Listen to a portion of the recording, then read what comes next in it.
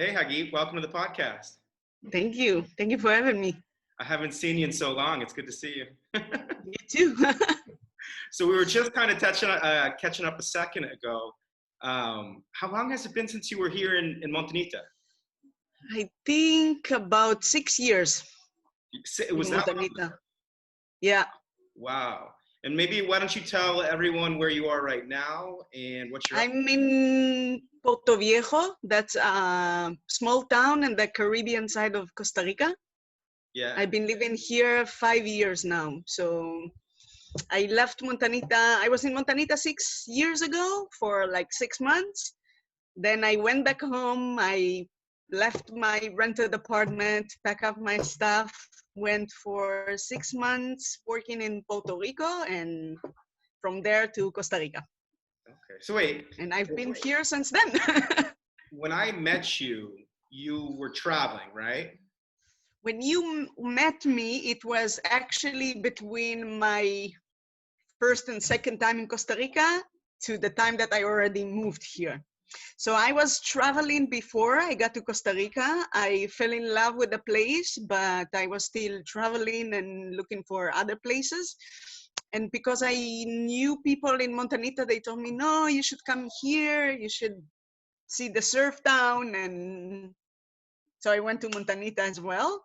Yeah. I had a great time there, but Costa Rica was always on my mind and my heart. So how did you arrive in Costa Rica? What were you doing before I guess you were in Israel and then you decided to just leave Israel and go traveling for a bit, or how did you end up stumbling into Costa Rica? Actually, the first time I came here, I came for a 3 weeks vacation.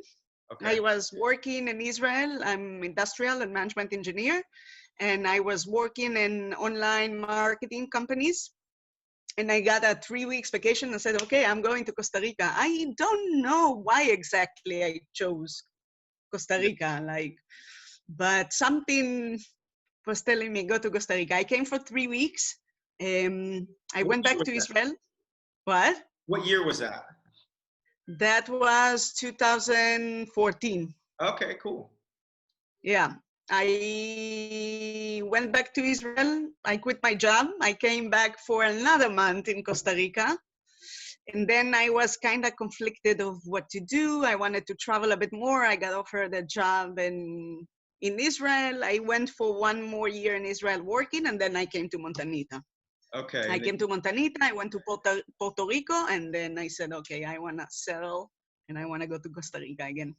Did you travel to a bunch of other places before you settled in Costa Rica, or was just Montanita, Puerto Rico, and then Costa Rica? Well, what we do usually as Israelis, we finish the army, which is mandatory, and then we start travel. So I was traveling from the age of 20, 21. I went to New York for 6 months. I went to Asia. I was in India, in Thailand, in Nepal. I went to Colombia, Brazil, Montanita. I lived in Montanita 6 months, in Puerto Rico 6 months. Yeah, I was traveling in Europe when I was a student. Every summer vacation, like 3 weeks, I went working and traveling in a different place in Europe. So I've been in England, in Germany, and Belgium, Wow. in Russia. So yeah, I was telling you a little bit by instant message that my history with Costa Rica is I went there in 1999 and I fell Yeah. in love with it. So that was like my first experience in like a surf town with dirt roads and monkeys and nature. And there were these little coffee shops, and they had kind of just started like kind of like a housing boom there. Where I think it'd been for a while. Where were you? You remember? Where? Tamarindo. Tamarindo. Yeah. And Well, I so, assume now Tamarindo is very different. yeah, well, I went back in 2002. So in 2002, me and a buddy bought a van, a VW bus for $750, and we drove it from Yeah. LA to Costa Rica. And the whole goal was to go back to Costa Rica. I loved it so much, and it had already exploded. It was nuts. And so we ended up spending more time in Nicaragua and Mexico, but like Costa Rica is what turned me on to the lifestyle I have now. Yeah. So I love it. So what about Costa Rica like made it so you knew you wanted to live there and not in Ecuador or Puerto Rico or some of the other places that you visited? I think first of all, it's the combination between the jungle and the beach. Yeah. Because I live 600 meters from the beach and I'm in the jungle. I have toucans flying over my head. I have owl monkeys, white-faced monkeys. I have sloths. I have iguanas. All day I'm just watching animals around me. Blue morphos, which is the big blue butterfly, which is typical for Costa Rica. And 600 meters and I'm at the beach. And all the beaches, well, not all the beaches, but most of the beaches depend also on the Pacific side, on the Caribbean side, but most of the beaches has this jungle in the back. So you sit in a beautiful beach and everything is green. And you can sit on the beach and see sloths in the back and monkeys. And so that's one thing. The second thing, like you said, is the way they live, the pura vida, we call it here. This is super Costa Rican phrase, pura vida, pure life. The time is different. The way they treat life is different. It's like everything slower, everything cool, everything's like relaxed. Yeah. Everything's good. So you have a hostel there? Yes, I have a hostel there. And how did you do you own the hostel? Did you rent the hostel? I know you've been there for a while operating a hostel, but I never heard the story how you ended up with it. Well, when I came here, Costa Rica, I didn't really have a plan of what I'm gonna do for work, how I'm gonna live, how I'm gonna make money. I was kind of doing the leap of jumping and saying, I'll make it work. So when I came here, I started as a receptionist, as a bartender, things like that. But really fast, like I think maybe 3-4 months, I got offered to manage an hotel and a few properties, and I started like that. So I managed hotel and properties for like 2 years. We were living in the Pacific side. And then in some moment I said, okay, I want to try to do something on my own. But I wasn't sure where I want to invest and what exactly we want to do. So we were looking for something that we can rent and manage and make it a hostel. So we didn't buy nothing yet. We found a property that wasn't working as a hostel, but had the potential of becoming one. And we rented it for a long-term contract and renovated it, gave it a lot of love, and now we have a working hostel. Well, now it's quiet here because of the situation, but yeah. Have you read In Search of Captain Zero? No. Oh, you have to read it. It's about a Yeah. guy that disappears from the U.S. and his buddy goes looking for him. He's a surfer, and he ends up. I think this was written 30 years ago. They end up finding him in Puerto Viejo. It's an amazing book. Yeah. Yeah, I'll shoot you. How it's called? It's called In Search of Captain Zero. In Search of Captain Zero. Okay. Yeah, and Look it up. yeah, it's an amazing book. So what's the difference? I've only been to the Pacific side, and I drove the whole Pacific side, and then I've also been to Panama a few times, went to Bocas, which I know is really close. What's the difference between the Pacific side and the East Coast? Well, you have a few areas in Costa Rica in general for tourism, I think. You have the mountains, which is the Volcanoes Arenal, La Fortuna, which is the rainforest and all that. You have the Pacific side, that also you have the North Pacific side, which is Tamarindo, Playa del Coco, and then you start to go down, which are have a distinct dry season and wet season, and they're drier than the Caribbean side. Waves, more waves. Here in Puerto Viejo, we have waves, but depend on time of the year. It's not like if you go to Tamarindo or Santa Teresa, which is very popular for surfers, then you get probably bigger waves. You can surf here, but yeah, it's a bit different. And on the other side of that, it means like for people that don't surf, you have times of the year that there are no waves and you can enjoy really Caribbean water, like that you don't get on the Pacific side, like turquoise, palm trees, really nice.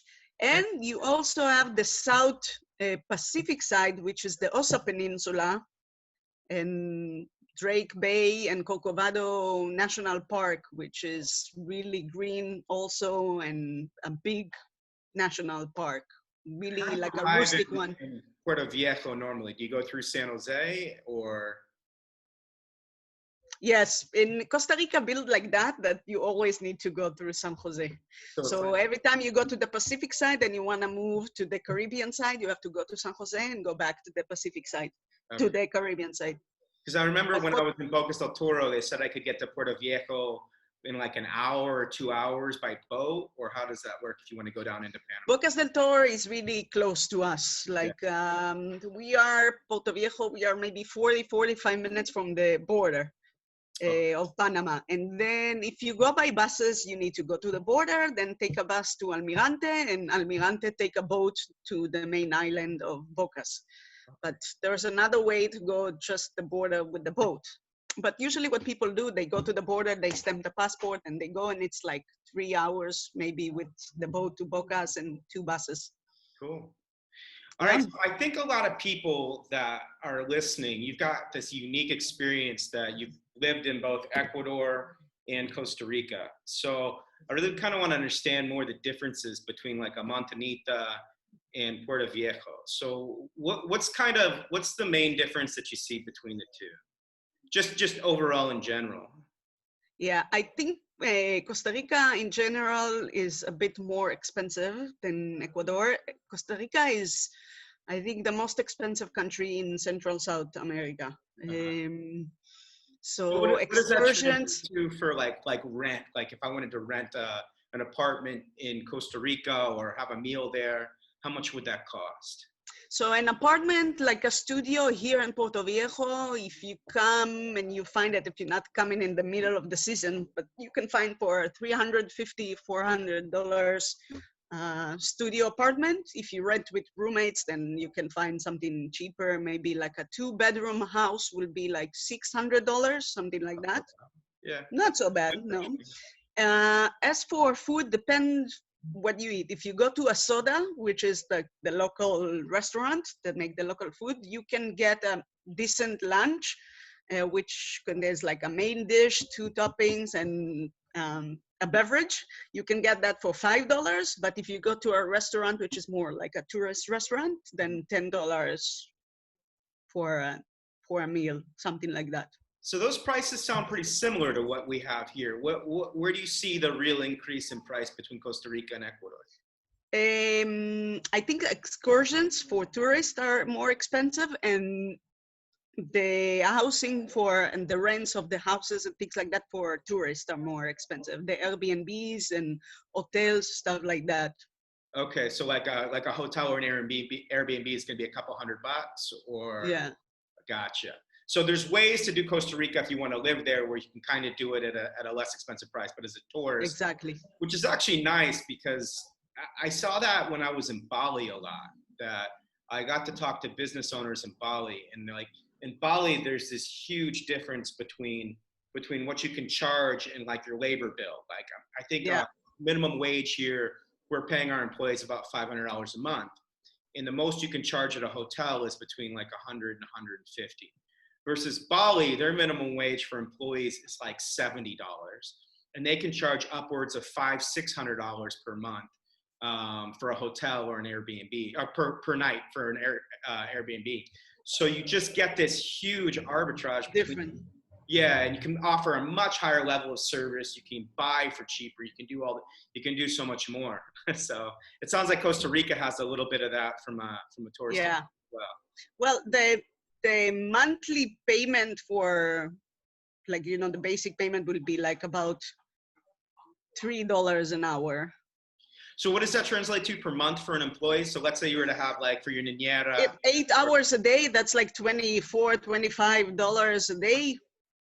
Okay, that's Yeah. off. You have like taxes and stuff on top, because our employees cost $400 plus taxes, so it ends up being around $500 for an employee for full-time work. No, you pay just the like social security for them, which is not a lot, Uh-huh. and taxes for the business, but not for the employees. Okay, so it's actually not that big a difference between here and there as far as like a living. Yeah. Great. Maybe I remember Montanita being cheaper 6 years ago. You know, the thing about here is housing is expensive. There's not a lot of nice places to live. So really, because we're so new, Costa Rica's been built out over so many years that if you want to live in like a hostel in a bamboo hut, it can be very cheap. But if you Yeah. like a nice house with a real roof and air conditioning and everything, I mean, really, it starts around $800 per month to get something Mm. decent for a 2 or 3 bedroom. There are places that are cheaper, but they all, I mean, by the time you put in your utilities and everything, it ends up being there. So it's much cheaper in places like Salinas and Cuenca, where they were built 20, 30 years ago when prices Hmm. were cheaper. So you can get a nicer place there for 400 to 500 or even 350, but Yeah. for older cities. So there's cities that have been built up with inventory for 30, 40 years. Now, I mean, going out in town and stuff is very cheap here. So for drinks, I'd imagine that like for a beer in Costa Rica, it's more expensive. For a cocktail, that kind of thing. A cocktail can be like $5, $4. Yeah, Yeah. if I So remember. To be honest, I haven't had cocktails in a while. yeah, I'm with you. It's funny because Montanita was like Montanita is a party town. Yeah, it still is. Although it's empty right now for the pandemic. So um, Yeah, well, now see, everything. everything's different now. We'll see how we open back up. I'm hoping we focus more on kind of nature tourism and kind of things open up a little differently, but likely not going to happen. The party will probably be back here. Yeah, We're going to well, look into a couple like real estate, visa type stuff also, just to give people an idea of what an apartment might cost or a lot might cost where you are. well, depends if you want to be closer to the beach or a little bit into the mountain. If you go a little bit like 1.5, 2 kilometers into the mountain, but still in the beach area, that you can find a lot for about maybe $25 per square meter. Okay. But if you want to be like really close to the beach in a more popular place, then in beachfront, then you can pay up to 90, $100 for square meter. Okay. That's actually And still then, pretty close to here. That's not yeah, that from here. Yeah. So that's actually pretty good price. And what are condos going for there? to buy. Yeah. Well, that depends on the house itself, because if you buy the property, let's say that's the value of the property, and then depend of what they put. Like I recently saw some houses like on 1,000 square meters, one tiny house close to the beach can cost 100,000. But if you put a bigger house, like 2 floors and 3 bedrooms, then the price jumps to 250,000. Okay. So depend on what you want to do exactly. Yeah. It sounds like Puerto Viejo is a little bit behind the rest of Costa Rica as far as pricing. It sounds like it's a little less expensive.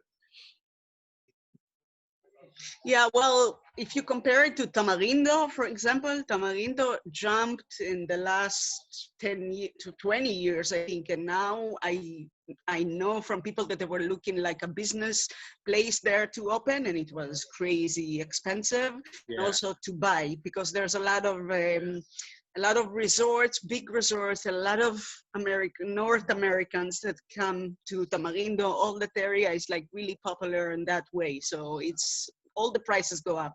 The hotels, a price per night, a price for lots, a price for everything, rent as well.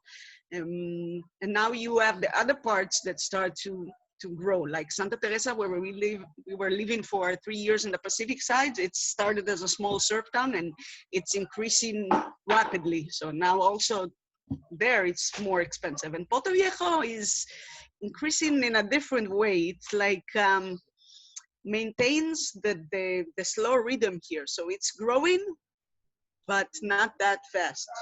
Yeah. Like 15 years ago, there wasn't a road here. Like 20 years ago, there wasn't electricity here. So yes, it's still behind. Okay, yeah, it sounds very similar to here. Yeah, I remember because I got trapped in Santa Teresa for a while. Not trapped. It was Yeah. great, but our car broke down, and so we had to send our car to San Jose, and we just hung in Santa Teresa for like 2 months, And I remember looking at property there. That was 2002 when we were finding lots for like 50 grand right off the Yeah. beach. But I'm sure it's crazy now. I'm sure it's much higher. Now it's crazy there. Yeah. Now you can get, for example, in Santa Teresa, 800 meters from the beach. I think a lot of 200 square meters will cost like 60,000. Wait, I lost you. You said 800 meters from the beach? Yeah, like 800 meters from the beach, a lot of lots that has like 200 square meters will be like 60, 70,000, something like that. That's expensive. I think we were looking at 50 meters from the beach, and it was a huge lot. It might have been might have been 4,000 meters. So yeah, but your prices in Puerto Viejo aren't that different from here. So right now we have lots at 200 meters that start at about 35,000. And then for 400 meters, there are about 50,000 ocean view lots. And then condos start at about 100,000. And houses 175, 200. So it sounds like in Puerto Viejo, it's very similar to here. That's cool. So thanks for the info. How about visas? What are visas like? How hard was it for you to stay there? Well, when you get like here as a tourist, you get 90 days visa in the airport, so you don't need to do a special visa or nothing. In the beginning, when you come here and you don't know, if you come as a tourist, no problem, 90 days. If you want to stay longer, you need to cross the border and come back. Okay. So what people do is either go to Nicaragua for a couple of days or go to Panama for a couple of days, come back and get 90 days more. I did this for like 3 years. For 3 years, I went back and forth every 90 days. Sometimes I was flying to El Salvador, sometimes to Mexico, but yeah, that's the idea. Until you get other type of visa, like working visa. Costa Rica is, I would say, is coming towards people that want to invest money in Costa Rica and create job places. So if you invest, you open a business, you buy a land, you do something, you invest, I think it's about above $200,000, then you can apply for a residency. Okay. Other than that, if you are an independent working online, like a nomad working online, and you can prove that your income comes from outside of Costa Rica and then you spend your money in Costa Rica, there's also types of visa that you can apply, working visa. Okay. Or if you have a baby here. Can you do that 90-day visa as many times as you want, as long as you leave and come back? Officially, there's nothing that says that you can do that. So yes, but if you start doing it a lot and you have those signatures for 3 years, after 3 years, they started to ask me why I keep doing that. Yeah. And tell me, if you want to live here, you should just get a normal visa, but yeah. Okay, but until 3 years, I didn't have any problem with that. Okay, so you said it a little bit. I know you've had a baby since you were here. And was your baby born in Costa Rica? Yes, he's a tico. So tell me about the experience about having a baby in Costa Rica.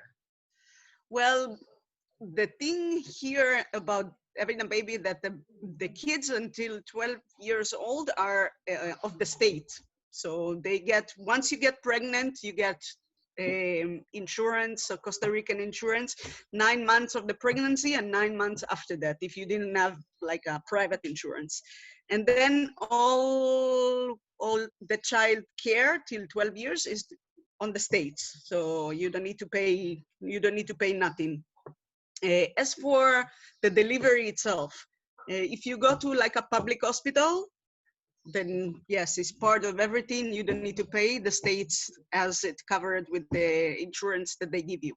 But if you want to do it in a private hospital, then you need a private insurance or you need to pay. Because for me, for example, I didn't want to do it in the public hospital. I felt that I need something more equipped to do it. And I went to a private hospital in San Jose and I stayed there for a month and I had my baby there and it was like a beautiful experience. But again, everything was private. Yeah, that's what we did. We actually had our baby in my baby's in Guayaquil, in San Borondon, and we paid out of pocket from private hospital. Yeah. It ended up costing we had like the best doctors in Ecuador, and it cost between like $6,000 and $10,000 for all the medical bills and everything per baby. So I didn't think it was that cost prohibitive to get the best medical care that you could get here. It was a really, really good experience. How old is your baby now? 8.5 months. Oh, so young. And do you have schools that you're thinking about sending him to, him or her, in him in Puerto Viejo, or are you thinking about moving in the future?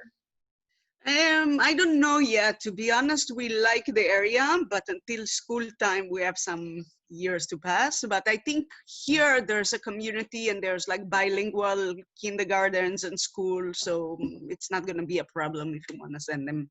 That's great. Study here, yeah. Yeah, we actually because there's a lot of expats here. How big is the community of expats? I don't know in numbers. But there's a lot of expats. Yeah, when we moved here, there was no schools. There was just the public schools. And then as we had our baby, we started working with the other parents to develop schools. And now there are 2 schools before the pandemic that have about between 20 and 30 kids between the ages of 3 and 7 or 8. And they were amazing schools. They're outside in these beautiful areas. They had 3 or 4 teachers, and they really worked well until about age 6. And then at age 6, it was getting kind of iffy because that was when the kids were starting to need to learn to read, and really it's less daycare and more kind of like intensive education that you need. And that's when I started looking at other options because it just didn't have it in Montanita. But yeah, hopefully it develops here more in the future as well. Yeah, I think here I know a lot of expats families that the kids graduated high school and went studying in universities and all over the world. So yeah. Cool. How big is the community in total? Is it like a few hundred people, a few thousand people? Few thousand people. 1,000 people? Yeah. Okay, that's good size. So I know you have, maybe talk a little bit more about your businesses that you just did this online webinar for people that were interested in your lifestyle and might want to move to Costa Rica. Maybe talk about that and your hostel a bit. Yeah, well, the hostel, as I said, is like 600 meters from the beach. So you can walk there, but we are inside the jungle. So we have a lot of trees, a lot of animals that come here. We can see toucans, sloths, iguanas, butterflies, everything. We have 2 big dorms, shared rooms, that has 6 bunk beds, so 12 people in each. When now in the pandemic, is a bit more problematic with the dorms, but in the season we are full with that. It's really popular with travelers from all ages and even couples that come stay for a couple of days and they're on a budget and they stay in the dorm. And beside the dorm we have 6 private rooms. So yeah, 1 private room, only 1 with a private bathroom. Yeah, and the other 5 rooms, 4 of them are couples, like a double bed, and 1 a bit more like a family room that has a double bed and a bunk bed. So maybe 2 parents with 2 kids, or 3 or 4 friends that want to share a room, and there's like a 1 bathroom in the middle of them. And we have other bathrooms, like a lot in the back in the dorms. So. And what's the hostel called? Madre Selva Jungle Hostel. Okay, cool. And then we have a cinema here, a cinema space. We have a yoga deck. We had a restaurant that we just closed now because of the situation, but I hope we're gonna reopen for the next season. Yeah. And what about the webinar that you did, where you're kind of educating people on what if they wanted to have your lifestyle?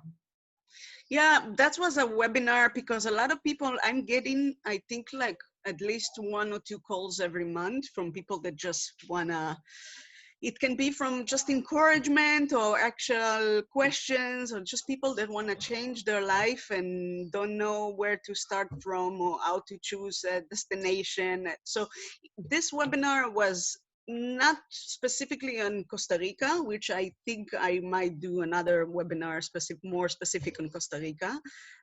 But this was more on a general of how to choose your destination that fits you, what criterions you want to check, like medical care and schooling and living costs and stuff like that, and also about languages and just how to make it happen, like how to do that first step and how to move. Because what seems, or I don't know, seems like more natural or easy for us, there's a lot of people struggling with that. Like they have this dream and they think that it's impossible to do that, and they get stuck in the place they are, keep dreaming about how I'm gonna do that, how I'm gonna live in an exotic place, or how. And also there are some, not downsides, but yeah, it's not like all peaches here, you know, like you live abroad, you're far from the family, I have my baby, it's me and my partner, but I don't have like my mom babysitting, you know, things like that. So it was like more giving details, not specific details, but setting a picture about being an expat and living abroad. Is there any, so is there anything you miss about living in Israel before, or are you considering going back, or are you committed to staying in Costa Rica or this lifestyle for the foreseeable future? I'm committed to this lifestyle. Costa Rica, it's funny because like people tend to put labels on things. So when I say I live here and people ask me, that's it, you're gonna live there forever? I'm like, forever is a really long time.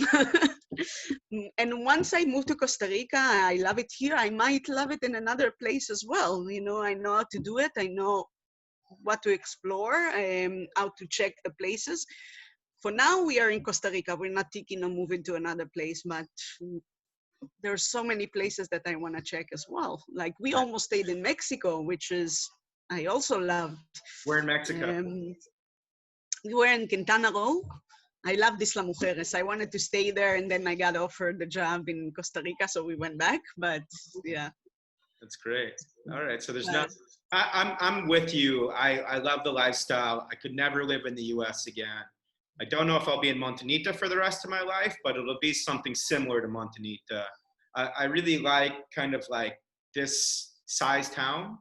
The only issue is schooling. I really don't want to live in a bigger place, and I definitely couldn't live in a smaller place.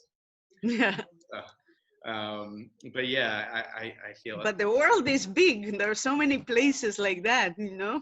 I was just in Sri Lanka and it was amazing. So I love Sri Lanka. A lot of Israelis in Sri Lanka right now. I was telling. Yeah, surfing. Here. Yeah, big surf Israeli crowd in Sri Lanka. Well, it's great talking to you. It's good catching up. You too. Yeah, so Thank you for having me. It was fun. Providing all the insight on Costa Rica. It's really good information. Good. Yeah, and I'll talk to you soon. Thank you. Thank you. Ciao.